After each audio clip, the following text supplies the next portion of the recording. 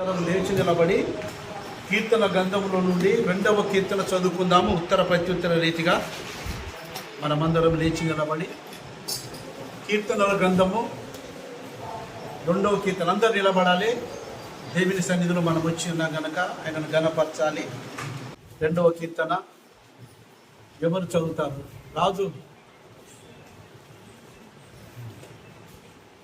రాజు ముందుకు వచ్చి చదువుతుందా?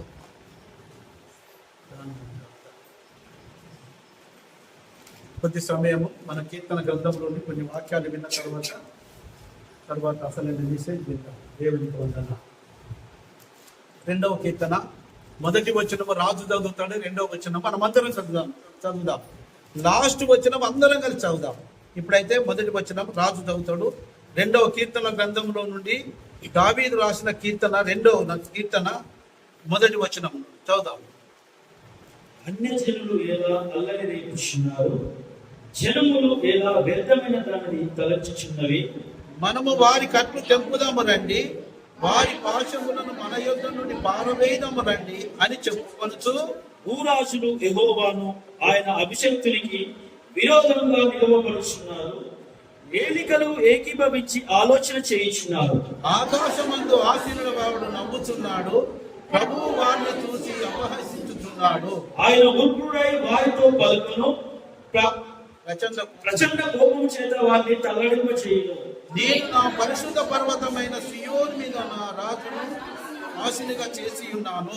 కట్టడను నేను వివరించెదను, యెహోవా నాకిలాగు సెలవిచ్చెను, నీవు నా కుమారుడవు, నేను నిన్ను కనియున్నాను. నన్ను అడుగను, జనములను నీకు స్వాస్థ్యముగాను భూదిని గంతముల వరకు సొత్తుగా ఇచ్చేదను. ఇనుప దండంతో నీవు వారిని నలగొట్టెదవు, కుండను పగులగొట్టినట్టు వారి ముక్క చెక్కలుగా పగులగొట్టదువు. కాబట్టి వివేకులయుండుడి, భూపతులారా బోధనందుడి. భయభక్తులు కలిగి యెహోవా సేవించుడి, గలగల వణుకుచు సంతోషించుడి. ఆయన కోపము తర్వాత రగులు కొనును, కుమారుని ముద్దు పెట్టుకోండి, లేని ఎడల ఆయన కోపించును. అప్పుడు మీరు లోక తప్పి నశించెదరు, ఆయనను ఆశ్రయించు వారందరూ ధన్యులు. హల్లెలూయా, స్తోత్రం. ఈ వాక్య భాగం ఇచ్చినందుకు దేవుని వందనాలు చెల్లిద్దాం. దేవునికి వందనాలు. ఈ కీర్తన భాగం కొరకే వందనాలు ప్రభా. రండి, అందరూ కూర్చోండి. దేవునికి వందనాలు.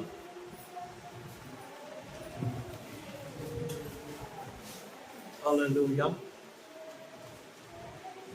యేసుక్రీస్తు నామంలో కూడి వచ్చిన మీ అందరికీ వందనాలు చెల్లిస్తున్నాను.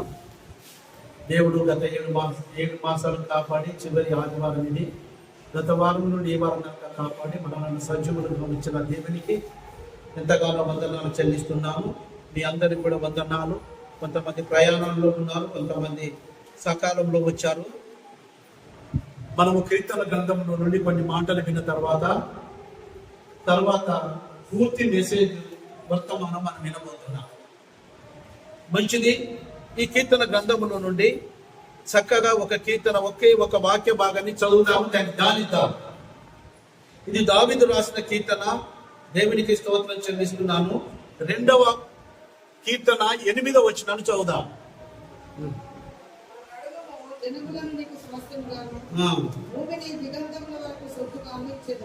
దేవునికి వందనాలు.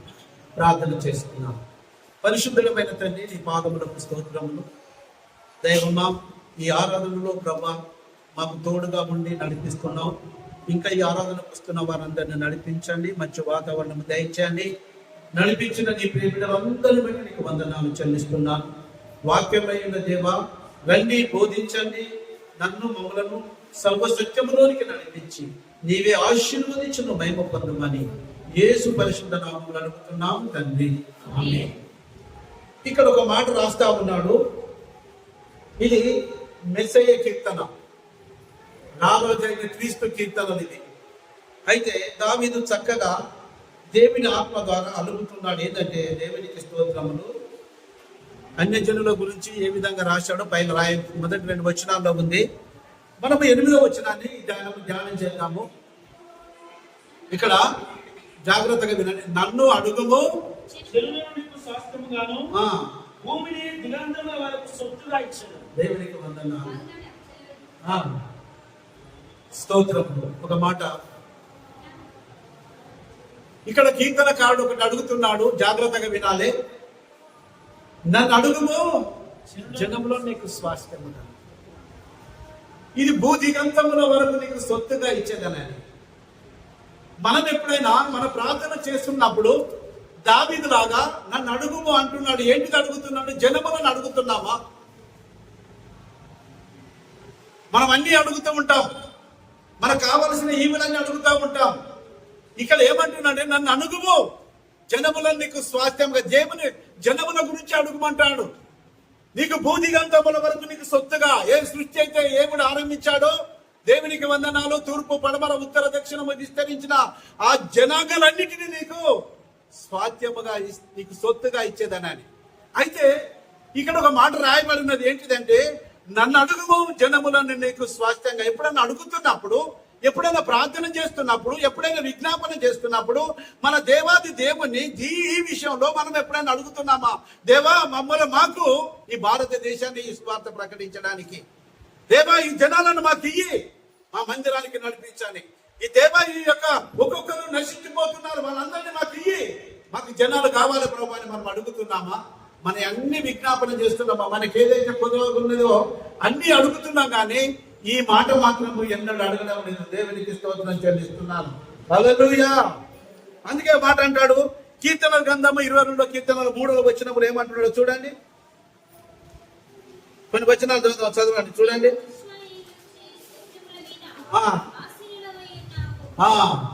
దేవునికి వందనాలు.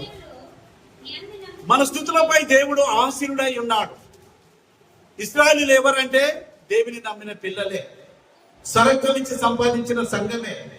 అయితే మనం ఇక్కడ ఒక మాట చూస్తే దేవునికి స్తోత్రం చెల్లిస్తున్నాను. ఒక మాట మనకు కనబడుతుంది, చదువుదాము. జకర్యా గ్రంథము 9వ అధ్యాయం 10వ వచనం చదువుదాం.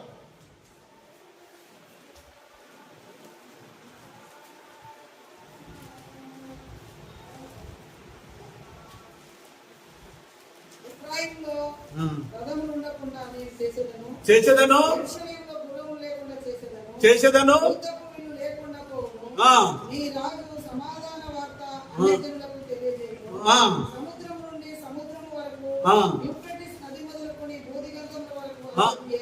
దేవునికి వందనాలు. ఇది మెస్సయ్య గురించి, యేసు ప్రభు గురించి రాయబడి ఉంది.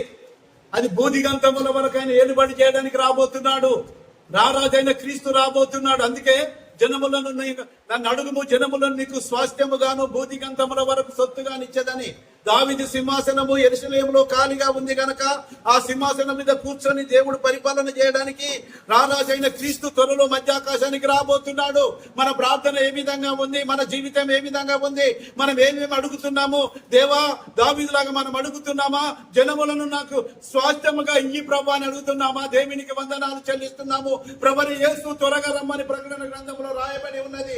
భూ ప్రపంచములో అక్కడక్కడ దేవుని యొక్క లేఖనాలు, ప్రవచనాలు నెరవేరుతా ఉన్నాయి. దేశం మీదకి దేశం వేస్తా ఉంది.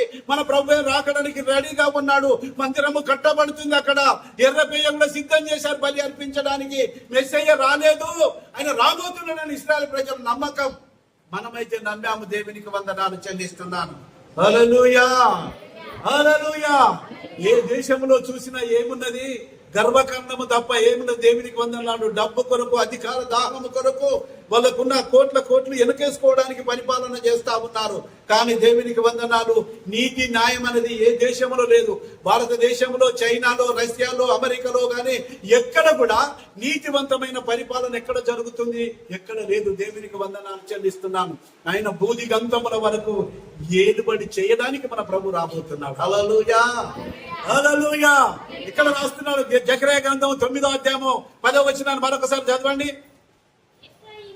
ఎఫ్రాయిములో రథములుగా యుద్ధ భూమి, రథములే ఉండకూడదు యుద్ధం చేయడానికి.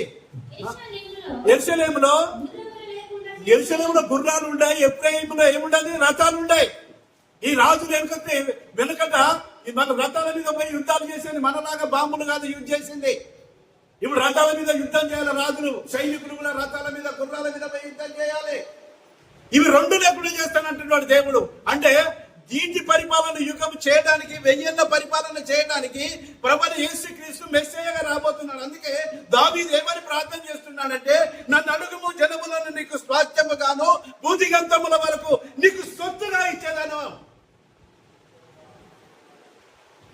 హల్లెలూయా. కింద పూర్తి చేయరా మాట చదువు. యుద్ధ భూమి అసలే ఉండదట. అన్ని జనులకు సమాధాన వార్త మనకు వినబడుతుందా? సహోదరి సహోదరులారా, సంగమా, లేవంగానే నీకు ఏ వార్త వినబడుతుంది? సమాధాన వార్త వినబడుతుందా? ఏం వింటామో అని భయం అనిపిస్తుంది. లేవంగానే ఏ ఫోన్ వస్తుందో భయం అనిపిస్తుంది.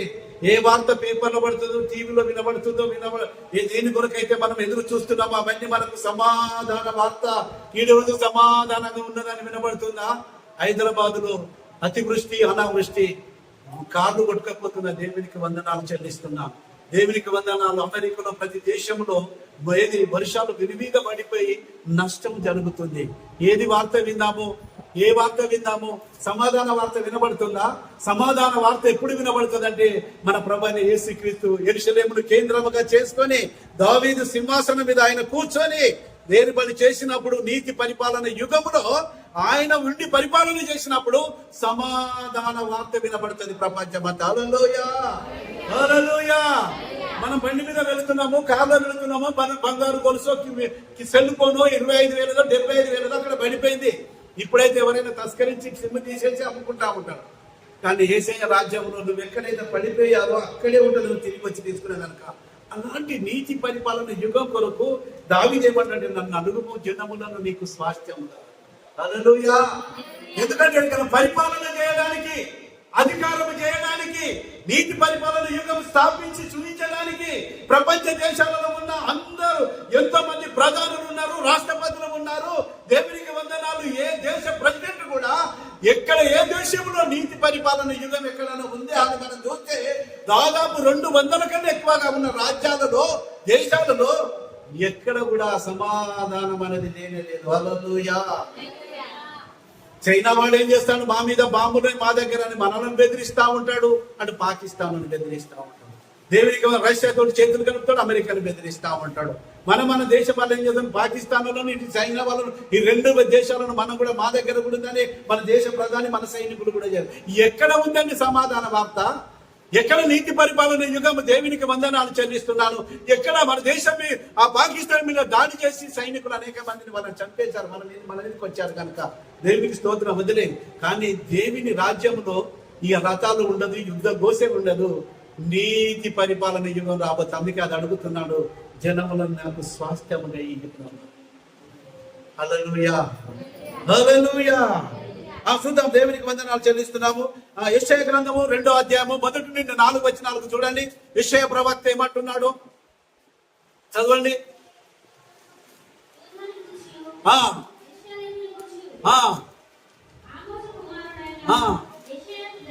ఒక దర్శనం కలిగింది. యూదా ఒక మాట, యూదా గురించి, యెరూషలేము గురించి, 2 రాజ్యాల గురించి ఒక దర్శనం కలిగింది. ఆయన ఎవరంటే ఆయన ఇశ్రాయేలు ప్రజలకు ప్రవక్తగా ఉండిన ఒక యెషయా ప్రవక్త. ఆయన ఒక దర్శనం కలిగింది. ఆ దర్శనము ప్రజలతో పంచుకుంటూ దానిని రాసి మన ముందర పెట్టాడు. ఆ దర్శన భావం ఏంటిదంటే, ఒక మాట చదువు. అంత్యదినములలో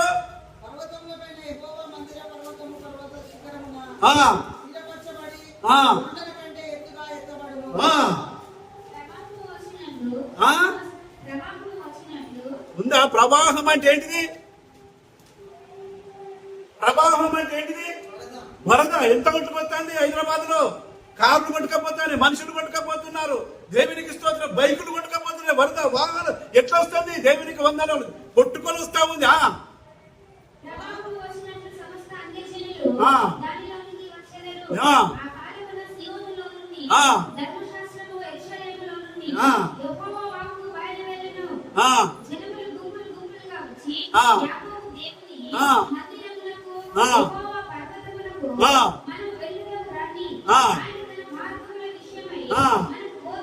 దేవునికి స్తోత్రం. ఎక్కడికి వెళదాం అనుకుంటున్నాడు? అన్ని జనులకు వార్త. యెరూషలేము నుండి ఒక వాక్ వస్తుంది. యెరూషలేము నుండి సియోనులో నుండి ఒక మాట వస్తుంది. రెండు గురించి మనం కంపేర్ చేద్దాము. యెరూషలేము మనం చూస్తున్న దేశము నుండి, సియోను అంటే పరలోకము నుండి రెండు వార్తలు వినబడుతున్నాయి. ఆ రెండు వార్తలు ఏంటంటే అన్య జనులు కూడా యాకోబు యొక్క మందిరానికి పోదాము రండి అనేట. జనులు నాతో అనగా నేను వింటిని, గుంపులు గుంపులుగా మందిరానికి వస్తున్నారు. హల్లెలూయా, హల్లెలూయా. నన్ను అడుగుము జనములను నీకు స్వాస్థ్యముగాను, భూదిగంతముల వరకు నీకు సొత్తుగా ఇచ్చెదరు. యాకోబు యొక్క మందిరము దగ్గరికట అన్య జనులు పరిగెత్తుకొని పోయి వచ్చే ప్రవాహములాగా, వరదలాగా, ఒక నీళ్ళలాగా పరిగెత్తుకొని వస్తారట. దేవునికి వందనాలు చెల్లిస్తున్నాను. ఎంత మంచి కీర్తన రాస్తున్నాడండి దావీదు. మన ప్రభు రాబోతున్నాడు, ఆలస్యమే లేదు, ఎప్పుడు వస్తుందో తెలియదు. దేవునికి వందనాలు చెల్లిస్తున్నాను. ఏమంటున్నారు? సియోనులో నుండి ఏమొస్తుంది? చదువురా, ధర్మశాస్త్రం. యెహోవా వాక్కు ఎక్కడి నుంచి వస్తుంది? యెరూషలేము నుండి, సియోను నుండి ధర్మశాస్త్రం. మనం ఏం చేస్తున్నాం? ఎట్లా నడుస్తున్నాం? దేవుడి పరిపాలన చేయడానికి పోతున్నారు. దేవుని పరిపాలనలో మన దేశ ప్రధానులు నిలబడగలుగుతారా? ఏమేం చేసినామంటే ఎదురు కదా, ధవల సింహాసనం ఎదుట నిలబడి లెక్క అప్పగించే రోజు రాబోతుంది. నీతి పరిపాలన ఎక్కడ చాపించావు? నీకు అధికారం ఇస్తే ఏం చేశావు? క్రైస్తవుల మీద దాడులా, చర్చిలను తగలబెట్టుడా, పాస్టర్లను చంపుడా, క్రైస్తవ స్త్రీలను నగ్నంగా రోడ్డు మీద తిప్పుడా? ఇదా నువ్వు చేసింది అని దేవుడు అడగబోయే రోజు రాబోతుంది. దేవునికి వందనాలు చెల్లిస్తున్నాను. ధర్మశాస్త్రం ప్రకారం ఒకరిని ప్రేమించలేకపోతున్నారు వాళ్ళు. హల్లెలూయా. అందుకే ప్రకటన గ్రంథంలో కూడా రాయబడింది. ప్రకటన గ్రంథం 11వ అధ్యాయము 15వ వచనం నుండి 18వ వచనం వరకు చదువుదాం. అక్కడ కూడా చూడండి.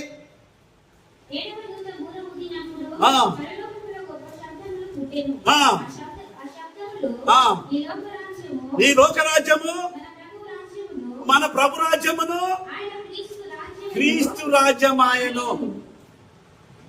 ఈ రాజ్యము, ఈ లోక రాజ్యము ఎవరిదైతే దేవుని రాజ్యం అయిపోతుంది. ఇది అన్య జనులకు వేతుగా ఉన్నది. పరిశుద్ధ గ్రంథాన్ని అందరూ పఠించినారు. హిందువులకు తెలుసు పరిశుద్ధ గ్రంథము. దేవునికి వందనాలు. ధర్మశాస్త్ర గ్రంథం వాళ్ళకు తెలుసు. ఇది ఏడ నెరవేరుతుందో అది బైబిలే కాదని చెప్పి వాళ్ళు ఉల్టా మాట్లాడుతూ ఉన్నారు. ప్రభు రాబోతున్నాడు. ప్రభు ఏలుబడి చేయడానికి రాబోతున్నాడు. నీవు నేను ఆయన రాజ్యంలో ఉండాలి. యాకోబు యొక్క మందిరంలోనికి పరిగెత్తుకొని జనాలట ఒడిగా, ప్రవాహములాగా పరిగెత్తుకొని వచ్చి యాకోబు దేవుడే నిజమైన దేవుడని అనేక మంది వేల అన్య జనులందరూ ప్రపంచమంతటి నుండి పరిగెత్తుకొని మందిరాలకు వచ్చే రోజు త్వరలోనే గడియ రాబోతున్నది. దేవునికి వందనాలు. హల్లెలూయా, హల్లెలూయా, హల్లెలూయా. ఆ దేవుని రాజ్యం కొరకు మనం సిద్ధపడుతున్నామా? అందుకే దావీదు అంటున్నాడు, నా నడుగుము జనములను నీకు స్వాస్థ్యముగాను, భూదిగంతముల వరకు నీకు సొత్తుగా ఇచ్చేదాను. ఇదే అడుగుదాం. దేవా, మాకు జనాలని ఇయ్యయ్యా, మా మందిరానికి రావాలి. మాకు జనాలని ఇయ్యయ్యా, మేము సువార్త ప్రకటించాలి. మాకు జనాలని ఇయ్యయ్యా, నీ రాజ్య సువార్త చెందించాలి. మాకు జనాలని ఇయ్యయ్యా, నీ పరిశుద్ధ గ్రంథం పంచడానికి. నీ జనాలని ఇయ్యయ్యా, మేము కరపత్రాలు పంచడానికి. దేవునికి వందనాలు. హల్లెలూయా. మన దేవుడు రాబోతున్నాడు. అందరం కళ్ళు మూసుకుని ప్రార్థన చేద్దాం. హల్లెలూయా, హల్లెలూయా. ఏమడుగుతున్నావు రోజు దేవుని? నన్ను అడుగుము జనములను నీకు స్వాస్థ్యముగా ఇచ్చేది. ఒక్క వాటనే మనం చదువుకుంటున్నాం ఒక్కొక్క లేఖనంలో నుండి. సమర్పణ చేసుకుందాం. ఏ దేశంలో చూసినా ఎక్కడ నెమ్మది లేదు. ఏ దేశ ప్రధాని కూడా సరిగ్గా పరిపాలన చేయలేకపోతున్నారు. ఒక దిక్కు స్త్రీల మీద అత్యాచారాలు, వారి కుటుంబాలలో లొల్లులు జరుగుతున్నాయి. ఎక్కడ చూసిన అత్యాచారాలు జరుగుతున్నాయి, యాక్సిడెంట్లు జరుగుతున్నాయి. నిన్న ఆంధ్ర నుంచి డిఎస్పీలు యాదాద్రికి వస్తే యాక్సిడెంట్ అయి చనిపోయారు. చూడు ఇలాంటి మరణాలు జరుగుతున్నాయో.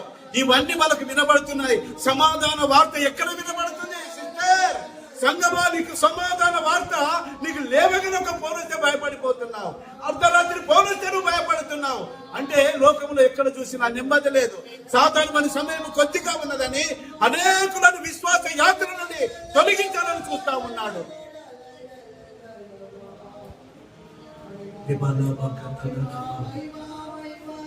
అంత్య దినాలలో యాకోబు యొక్క మందిరానికి వెళ్దాము రండి. అన్య జనులు గుంపులు గుంపులుగా, ప్రవాహములాగా, వరద వచ్చినట్టుగా మందిరంలోనికి రాబోతున్నారు. దేవునికి వందనాలు. ఇది ప్రవచనము. యెషయా ప్రవక్త ప్రవచించి చెప్తా ఉన్నాడు ఇశ్రాయేలు ప్రజలకు. యెరూషలేములో నుండి ధర్మశాస్త్రము, సియోనులో నుండి దేవుని వాక్కు బయలు వెళ్తున్నాడు. దేవునికి వందన.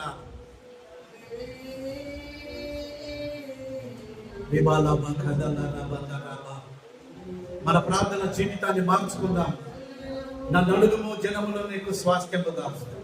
మన ప్రార్థనలో ఒక మాట ఇది ఉండాలి, భూదిగంతముల వరకు నీకు సొత్తుగా ఇచ్చేది. అడుగుతలేము, ఇస్తాను మనకి ఇచ్చే దేవుడు. భూదిగంతముల వరకు ఎంత దూరం ఉన్నది? యూఫ్రటీస్ నది మొదలుకొని రాస్తా ఉన్నాడు అక్కడ. అవన్నీ రాయబడి ఉన్నాయి. దీనిలో చాలా భావాలు ఉన్నాయి. దీనిలో ఆత్మీయ అర్థాలు చాలా ఉన్నాయి. ఈ వాగ్దానంతో కూడిన మాటలు ఎంతో, ఇంకా గంట సేపు చెప్పొచ్చు వీటి మీద. కానీ కొద్దిగా మనము తీర్చుకొని మనము దీనిని ముగించబోతున్నాం. దేవునికి వందనాలు. అందుకే ఒక భక్తుడు ఈ విధంగా రాస్తా ఉంటాడు. నా ప్రాణ ప్రియుడా, నా యేసు ప్రభువా, నా జీవితం అంకితం నీకే, నా జీవితం అంకితం. నా ప్రాణ ప్రియుడా, నా యేసు ప్రభువా, నా జీవితం అంకితం నీకే, నా జీవితం అంకితం. నీ సత్యము సమాజములో, నీ నీతిని నా హృదయములో. నీ సత్యము సమాజములో, నీ నీతిని నా హృదయములో.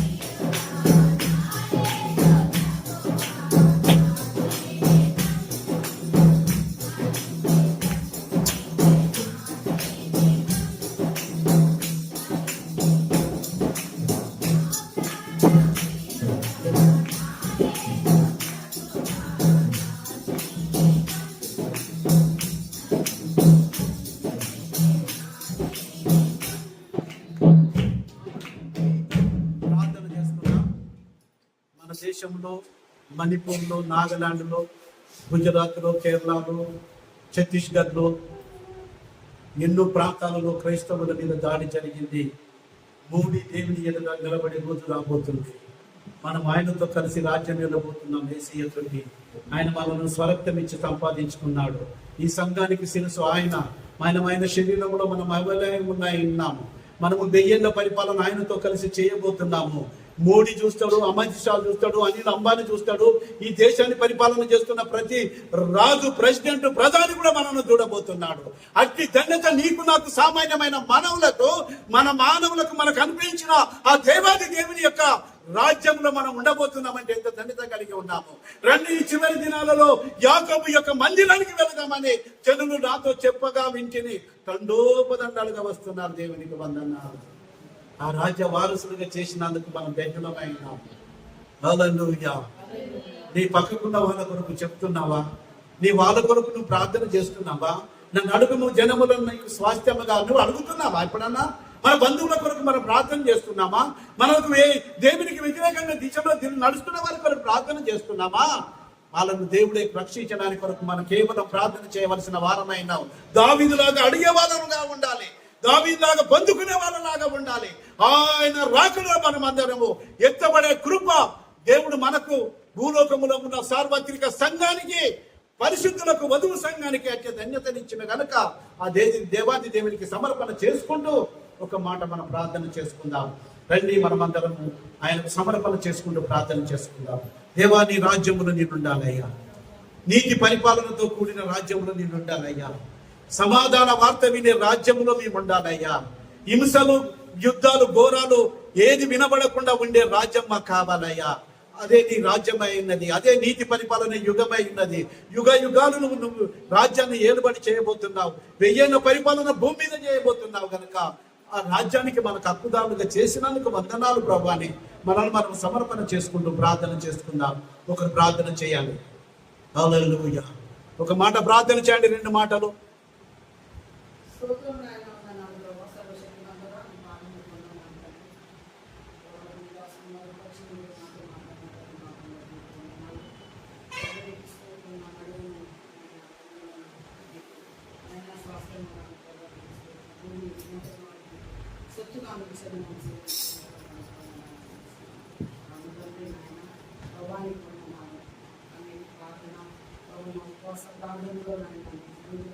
జనములను అడుగుతున్నట్టుగా ప్రభావ సహాయం చేయమని ప్రార్థిస్తున్నాను. మీకు ఎంతో వరకు ప్రభావానికి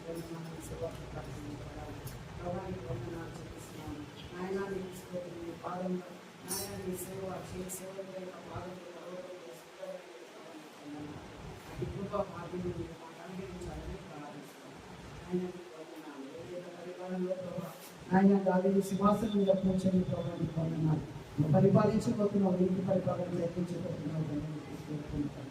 ఆయన నీకు వందనాలు. ఆయన నీతి పరిపాలన అనేకులు ప్రభావానికి స్తోత్రం చెల్లిస్తున్నాను తండ్రి. ఆయన పరిగణించుకొనిసారి ప్రభావం ఆయన నీకు వందనాలు ప్రభావం. ముస్లింలని, హిందువులను ఏ భేదం లేకుండా ప్రభావానికి స్తోత్రం చెల్లిస్తున్నాను. వాళ్ళు కూడా ప్రభావం ఆయన తండ్రి నాయన ప్రభావానికి స్తోత్రం సన్నిధానంలోకి వస్తారని ప్రభావం సెలవిస్తున్నాను. ప్రభావానికి వందనాలు తండ్రి, నీకు స్తోత్రం ప్రభావం. ఇంకా పరిశుభ్రాన్ని వరమే చెప్పండి. యేసు నామమున తండ్రి. ఆమేన్, ఆమేన్. మంచిది.